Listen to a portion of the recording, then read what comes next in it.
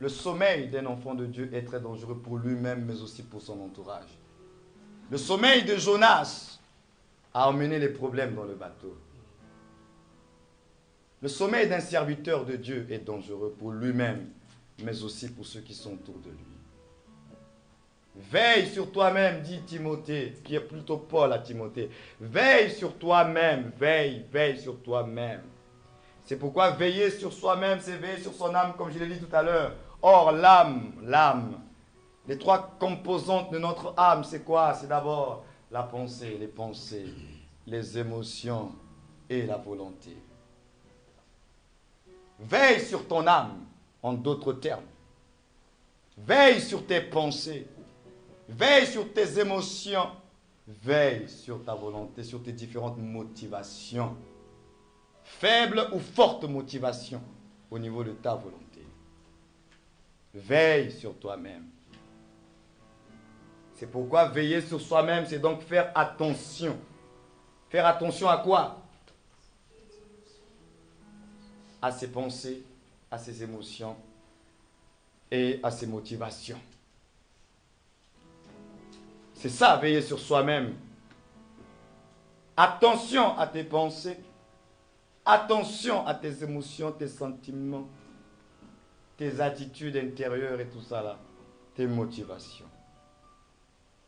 Donc c'est faire attention aussi, pour nous qui sommes chrétiens, à nos fréquentations, à nos amis.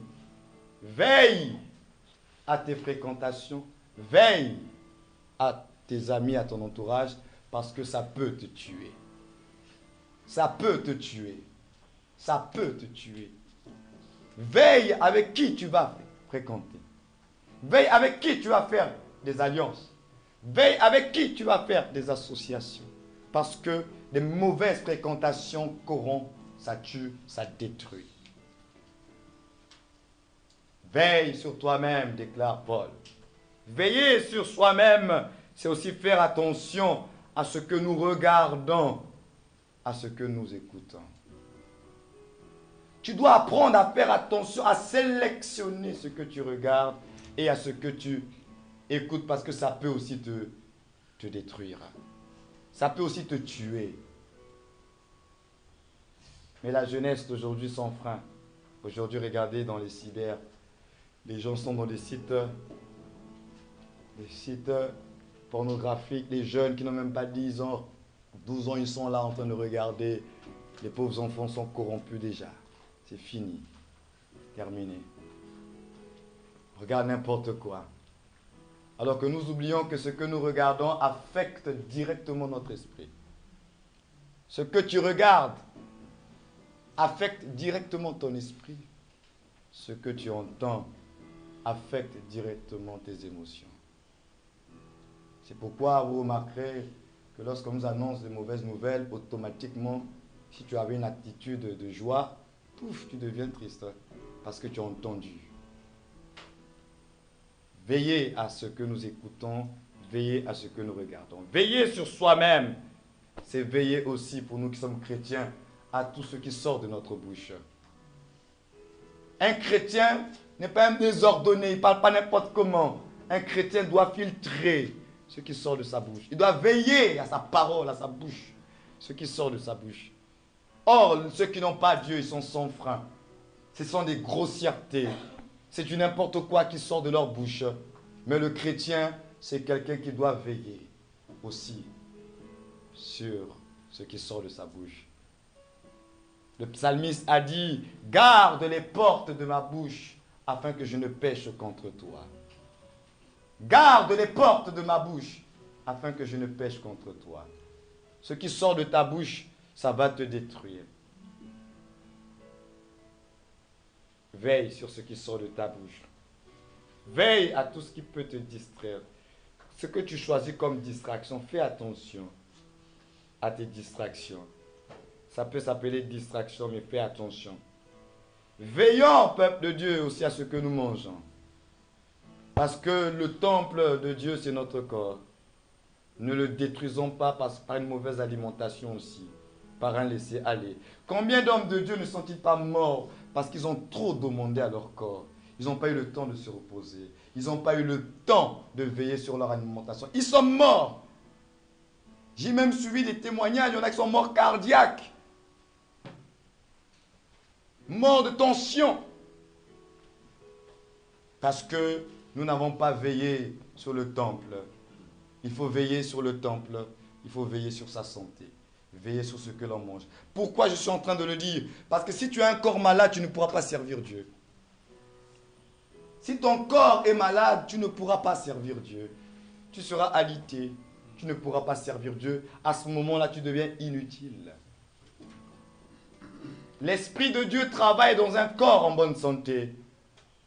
Et quand tu es malade dans ton corps, fatigué dans ton corps, tu ne vas rien faire pour la gloire du Seigneur. Parce que tu as négligé le temple du Saint-Esprit, ton propre corps. Tu manges très mal. Après, tu as des problèmes de cœur et tu te poses la question, mais pourquoi tu as ces problèmes? Parce que tu n'as pas su veiller. Et lorsque nous parlons de veiller, c'est toute une discipline qu'il faut pratiquer dans sa vie de tous les jours. Veiller sur soi-même, c'est veiller aussi à ce que nous buvons. Ça va de pair avec ce que nous mangeons, mais veiller aussi à ce que nous portons. Le chrétien, s'il vous plaît, le chrétien n'est pas comme un païen. La Bible dit que nous devons être décents et sobres. Décent, la décence et la sobreté. Ce sont des concepts, vous devriez les connaître. Si vous ne les connaissez pas, il faut regarder dans le dictionnaire. La Bible parle de la décence et de la sobreté. Un chrétien, ce n'est pas quelqu'un qui doit être extravagant, même sur le plan vestimentaire. L'extravagance n'est pas bonne. La décence et la sobreté. Veillez sur ce que l'on porte. C'est pourquoi les sœurs en Christ, quand on vous demande d'être décent, ce n'est pas parce qu'on veut que vous soyez des vieilles filles.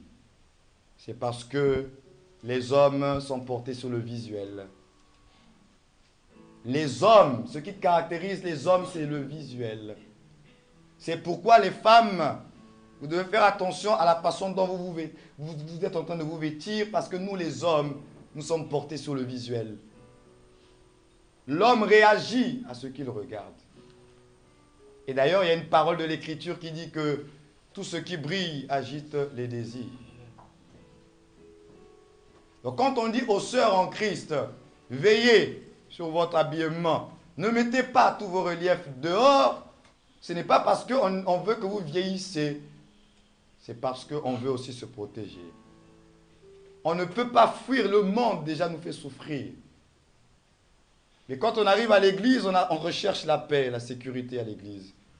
Mais si ce que nous fuyons dans le monde, on le retrouve dans l'église, vous nous tuez. C'est pourquoi les sœurs en Christ doivent s'habiller de manière décemment pour ne pas être une occasion de chute, et les frères aussi de même. Mais les sœurs, j'insiste sur mes sœurs, vous aimez l'esthétique, vous aimez le beau. Et les valeurs du beau chez les sœurs, ce n'est pas toujours des valeurs du beau qui a trait à la décence. Parce qu'aujourd'hui, quand on parle de beau ou bien d'esthétique chez vous, ce n'est pas comme d'autres personnes conçoivent cela. Par exemple, les jeans, pour vous, vos jeans, pour que ça soit bien sur vous, il faut que ça ressemble à des collants. C'est bien, mais mettez au moins des hauts qui sont longs. Mais si vous ne mettez pas des hauts qui sont longs, vous laissez vos jeans comme des collants, vous allez tuer les frères. Je vous dis la vérité. Je vous parle avec mon cœur. Moi, avec vous, je ne vous cache rien du tout. Moi, je vous dis la vérité. Je vous dis tout haut ce qui est tout bas. Vous devez être propre, joli. Mais si vous savez que vous avez des reliefs, trouvez des hauts longs. Trouvez des hauts longs. Vous savez, il y a certaines églises même, nous on ne va pas le faire, mais à certaines églises même, que ce soit aux États-Unis, même dans nos pays, on impose aux femmes de porter des robes, des jupes longues. On interdit même aux femmes de porter des pantalons dans certaines églises. Pourquoi ils le font? Nous, on ne va peut-être pas vous le demander ici, mais moi je vous demande de la décence. Je vous demande tout simplement la décence parce que les femmes qui sont dans la rue, là, elles sont dans la légèreté.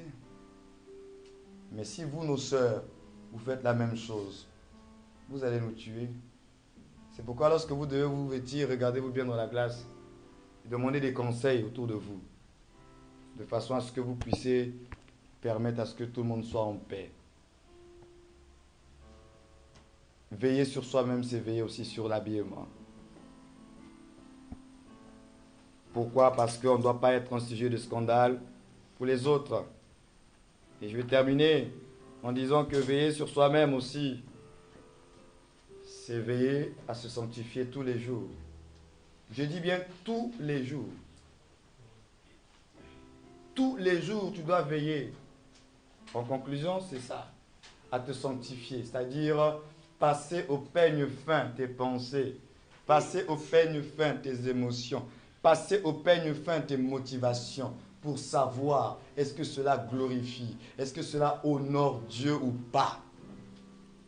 Et si tu te rends compte que tu as des mauvaises pensées, des mauvais désirs, des mauvais sentiments à l'égard de X, de Y, revois cela, réponds-toi. Parce que ce n'est pas normal que tu puisses avoir de tels sentiments. En réalité, quand Paul dit à Timothée, veille sur toi-même, il nous révèle une chose importante. Parce que la conséquence de veiller sur soi-même, il dit, tu te sauveras toi-même. Ça veut dire que veiller sur soi-même peut nous qualifier comme nous disqualifier. Tu te sauveras toi-même. Donc ce qui va permettre à ce que Timothée soit sauvé, c'est quand il va apprendre à veiller d'abord sur lui-même. En d'autres termes, ce que tu es, ton caractère, ta personnalité. Ce que tu es, pas ce que tu fais, mais ce que tu es. Parce que l'enseignement, c'est ce qu'il fait. Mais ce que tu es, c'est ton caractère, c'est ta personnalité, ton être. Ce que tu es. Dieu nous juge en fonction de ce que nous sommes et non en fonction de ce que nous faisons. Pourquoi? Parce que ce jour-là, la Bible déclare, ils me diront, Seigneur, Seigneur, n'avons-nous pas prophétisé en ton nom? N'avons-nous pas chassé des démons en ton nom? Effectivement, ils ont fait des actions au nom du Seigneur, mais il leur a dit, je ne vous connais pas. Donc, on peut très bien faire des choses pour la gloire de Dieu et le Seigneur nous disqualifie. C'est pourquoi le Seigneur dit à Timothée, veille d'abord sur toi-même, parce qu'il y a une conséquence. Si tu veilles sur toi-même, ça va affecter ce que tu vas faire. Aujourd'hui, si moi je vis dans le désordre, même si je vous prêche tous les messages, le fait que je suis immoral, je vais annuler mon message. Donc l'apôtre Paul avait raison de dire à Timothée, c'est d'abord toi-même.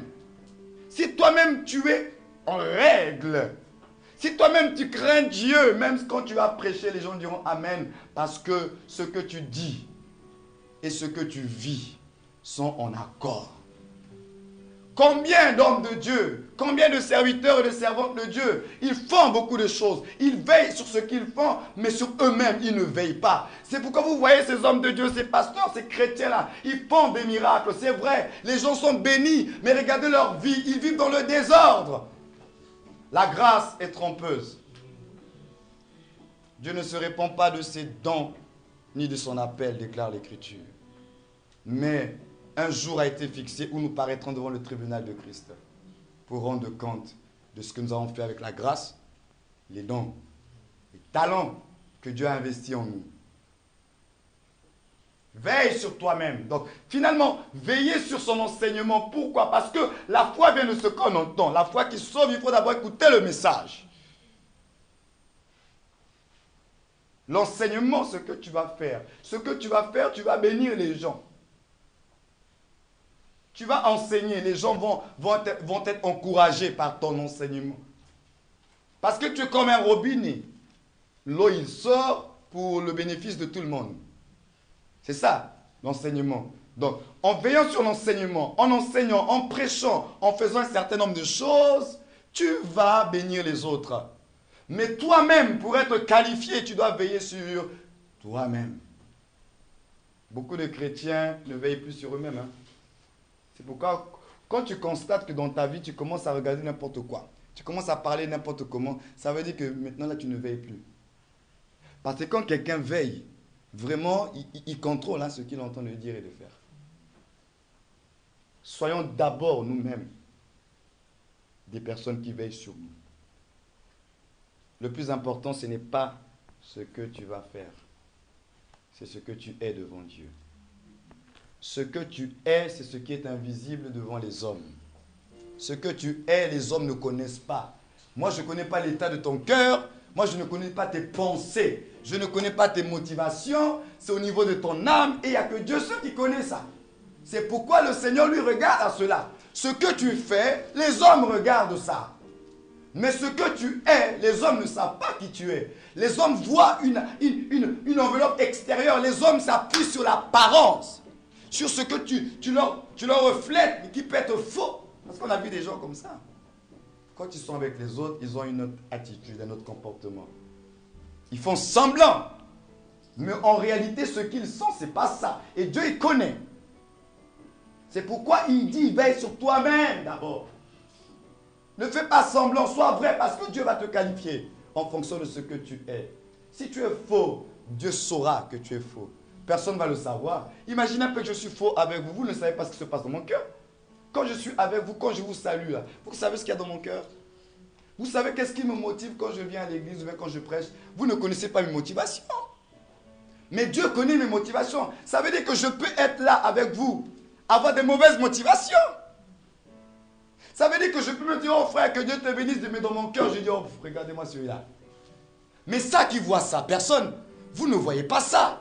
Mais Dieu, il voit ce qu'il y a dans le cœur de l'homme. C'est pourquoi faites attention à ce que vous êtes. Examinez-vous jour après jour, peigne fin. Parce que ce qui va vous qualifier, ce ne sont pas vos œuvres, ce ne sont pas vos offrandes, vos dîmes, tout ce que vous faites devant les hommes, mais c'est ce que vous incarnez devant Dieu. Et quand Dieu te regarde, il voit que tu es transparent devant lui. Quand Dieu te regarde, il sait que tu as des faiblesses et il sait que tu reconnais tes faiblesses et que tu implores sa grâce par rapport à tes faiblesses. Il dit, oh voilà, cet enfant est sincère. Mais quand Dieu il te regarde, il voit l'orgueil, l'autosuffisance. Tu es imbu de ta propre personne. Il dit, oh, cet enfant n'a encore rien compris. Veille sur toi-même. Oui, veille sur toi-même. Tu as un examen à faire tous les jours, c'est de veiller sur toi-même. Avant de chercher à veiller sur les autres, commence à veiller sur toi-même. Vous savez, Dieu nous a donné un grand pouvoir. Je l'avais partagé la dernière fois, le pouvoir de choisir. Je suis en train de dire que Dieu nous a donné un grand pouvoir, le pouvoir de choisir. Parce que tes mauvais choix, comme tes bons choix, peuvent soit te construire, soit te détruire. Mais comme ce n'est pas Dieu qui va choisir à ta place, ça veut dire que tu es responsable des choix que tu vas faire dans ta vie. J'aimerais que nous puissions prier, que tu pries pour la personne qui est à côté de toi. Seigneur, je prie pour mon frère, je prie pour ma soeur. Qu'il veille sur lui-même. La prochaine fois, nous allons parler de la vision. Parce que finalement, on va se rendre compte que ce qui va nous aider en tant que chrétiens, c'est la vision. C'est la vision. C'est la révélation divine de Dieu. Parce que la vision nous fera courir. La vision va nous discipliner. La vision va nous emmener à faire des sacrifices. La vision va nous emmener à choisir même nos amis. La vision. Mais avant d'en arriver à la vision, il fallait d'abord que je te rappelle ce matin. Tu dois veiller, tu dois veiller. Si tu ne veilles pas, tu vas dormir. Or, ton sommeil va te tuer. Ça va te